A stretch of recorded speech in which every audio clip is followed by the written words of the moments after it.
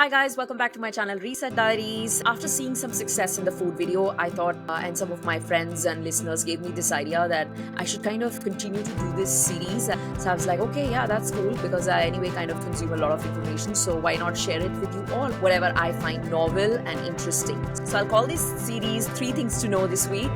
So let's begin. Now, let me ask you this question. Have you ever been in the same room with your partner or a friend doing totally separate things, but you still feel connected and alive? Well, that's called parallel play. So there was a sociologist who first identified this concept in the year 1929, the concept in developmental psychology to describe how young children play alongside each other without directly interacting.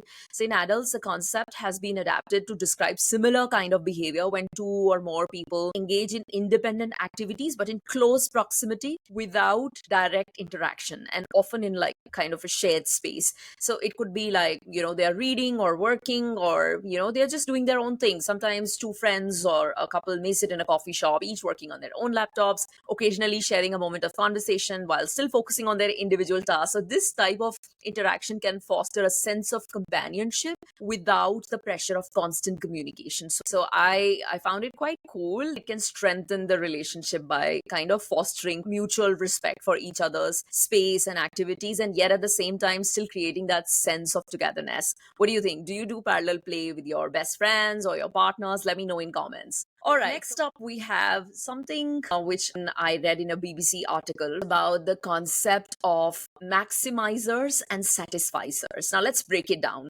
Maximizer satisfizer theory was laid out in a book called The Paradox of Choice. It explores distinct decision making styles. Now, maximizers are the individuals who meticulously plan and explore every available option, always seeking the best outcome. In contrast, satisficers are someone who have more pragmatic and a more practical approach, aiming for a decision that's good enough without obsessing over perfection. So think of it like if you have to buy something, maximizer would be someone who will read tons of reviews, who will ask friends and family for the best option. They'll do a lot of price comparison, whereas a satisficer will be someone like, okay, this is my budget, this is good enough, I've heard this brand name and I've seen some of my friends and acquaintances using it, and that's good enough for them to make a decision. So I feel that maximizers, they are prone to a lot of buyer's remorse, because what I read that even after going through exhaustive review checking, options, comparisons, they still at the end when they get the thing, they have this buyer's remorse, thinking that did they make the right decision? Or for example, if they buy a phone, they might think, oh,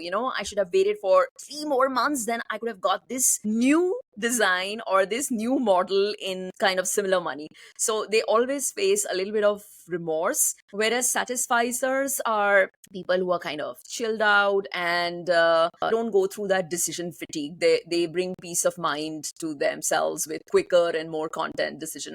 I mean, there's no right or wrong, but the key is, I think, balance, understanding that we should not always be chasing an unreachable ideal. Be like gentle to ourselves. We have horizontal hostility. Now, this is very interesting. So it's basically, two groups of people who are quite closely aligned in the sense of their end goal, what they want to achieve. So, but there's like a rift or a resistance between these two groups. So, for example, let's take now, why do people who like to go to the office all 5 days, whereas people who like to work from home or prefer hybrid models sometimes clash over their work choices? Now, this is a classic example of horizontal hostility, a situation where people with similar goals or interests end up in conflict just because of their different approaches. Ideally, all kind of workers, if they are employed, they want financial stability, they want good work-life balance. But the people who like to work from home or prefer more hybrid kind of model, they might see this traditional model of